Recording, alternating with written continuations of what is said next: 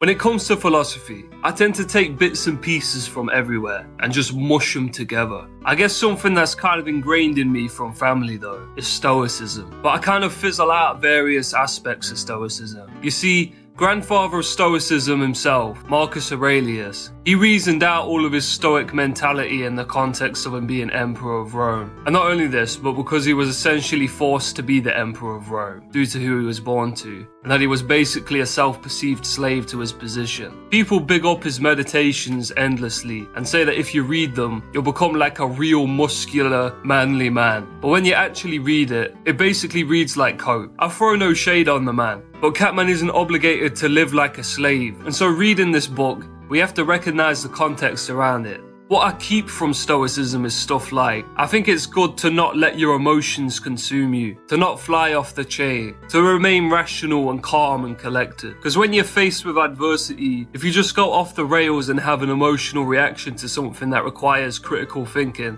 you can be kind of fucked in that situation. So I think Stoicism is great in the context of action, in the context of doing things. But when the time comes that you're not in action, you have to address the way you feel about things. I think that if you don't let yourself feel your emotions, whether they are good or bad, then you're doomed. These things get bottled up and repressed, and ironically, forcing them away is how you let your emotions control you in the long run. Unless I am in a situation that requires action, I feel whatever I'm feeling. I feel it immediately. I express it. If you don't let yourself do this, then you devalue your feelings and perceptions and experience on this planet. And in turn, you devalue yourself. If you value how you feel about things, then you value your perceptions as an individual. And in turn, you gain more power in yourself.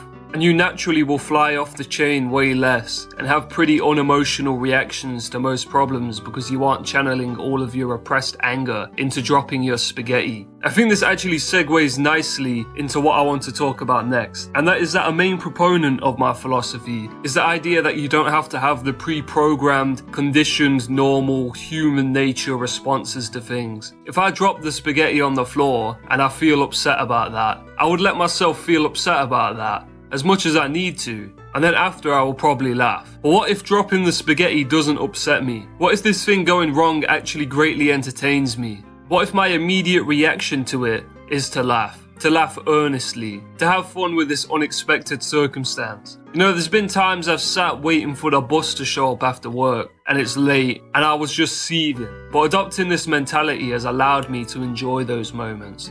Like, what is so bad about sitting back enjoying, like, being outside and just relaxing while you wait for the bus? What is important or necessary about spurging out about the bus not being there yet, which is something completely out of your control? It's just a waste of otherwise useful mental energy. It's through developing this that I have gained a lot of power and confidence in myself. As when people have got bad things to say about me, or they try to start on me, I enjoy it. I smile involuntarily, like usually this wide, mocking grin. I enjoy arguing and disagreeing with people. I enjoy conflict, and that is a great thing because in life, conflict is inevitable and necessary, and a lot of the time it's a good thing. How far can you push this mentality? Can you potentially enjoy your feelings of anger or sadness? Yeah, you can. I've had a lot of experiences like that, and it very much makes you feel like you are the architect of your own life. You can view all of these things going on inside you from a lens where you're standing above it, just unaffected by it. You can at least appreciate these negative feelings because you've learned to let them out. This in a sense means that allowing yourself to feel whatever you need to feel is loving yourself. It's kind of like when you're not hiding all of these parts of you away, you're whole. And then you can kind of just play around, feel whatever you want about whatever you want. This is fundamental to being a master of reality. But what is reality? Well, the way I see it, the only reality I experience is the one that is a culmination of all of the perceptions of my senses. The only reality I experience is the one that is created by my brain. When you look at a wall,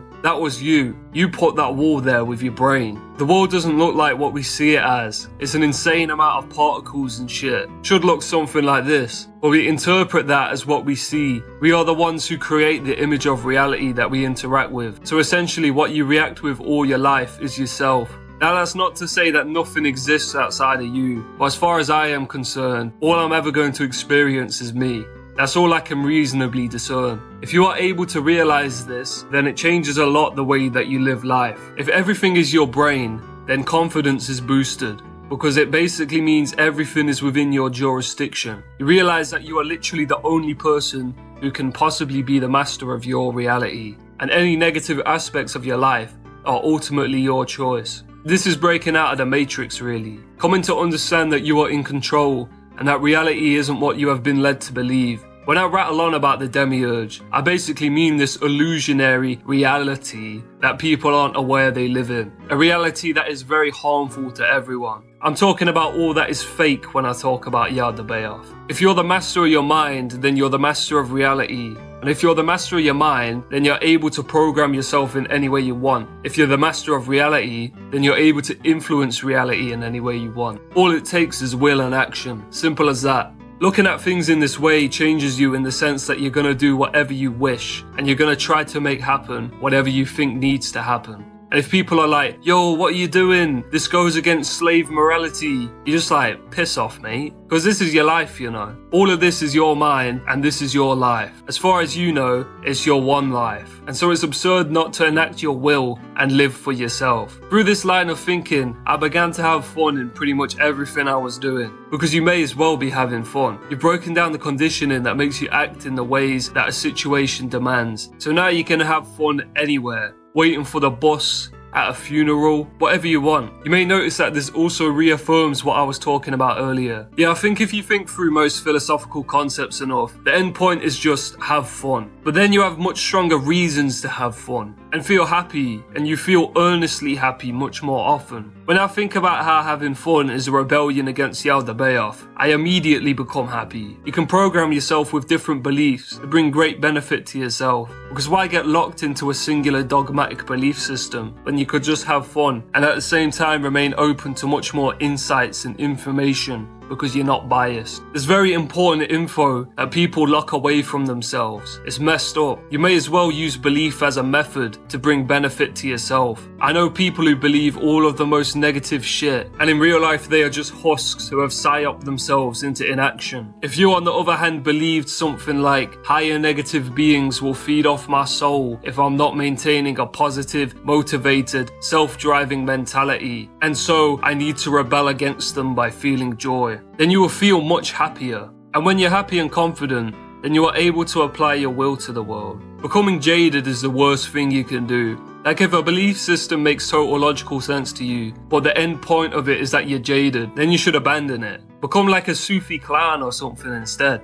Become the Riddler. Genuinely, you'll have much more of a meaningful life if you became the Riddler. And this is what Yaldabaoth does. He psyops people into not living their lives, which again is such an absurd thing to not live your life. One must consider, and especially Gnostics themselves, because I look at them and they're all miserable cons. They should consider maybe they are the demiurge. Maybe they are the one who is creating a fake world of misery for themselves to live in. Maybe you were sent to the pleroma by breaking free of this negative illusion you've placed yourself in and becoming happy and inspired. This is the end point I reached when I was a Gnostic. And then I looked back at the time I spent being miserable and taking Gnosticism too literally and chuckled to myself. In the same vein, if you are the master of your mind and so the master of reality, then are you God? You may as well be. I mean, it certainly boosts your drive and confidence and your ability to enact your will if you believe so. So with belief as our tool now, rather than as our shackles, what's the harm in believing it? Maybe if only for a while, you know. Reality pick and mix. That's what it's all about. Take a whirl with Gnosticism 1 month and be a devout Catholic the next. If only to entertain yourself. If this video has interested you, I would recommend reading some of Robert Anton Wilson's work. Prometheus Rising to begin with. The book has instructions in it. It says to you, no, you're not just gonna be a fake intellectual reading about philosophy and I'm gonna kick you into action. Very base. I would say it's the most important book to read out of anything I've read. I want to big up Nietzsche as well. Very misunderstood man because people associate nihilism with Rick and Morty and Reddit. Shit like nothing matters, sun will explode. When really, if you read Nietzsche, there's this part in Thus Spoke Zarathustra where he cries looking at a butterfly because he loves it and finds it beautiful.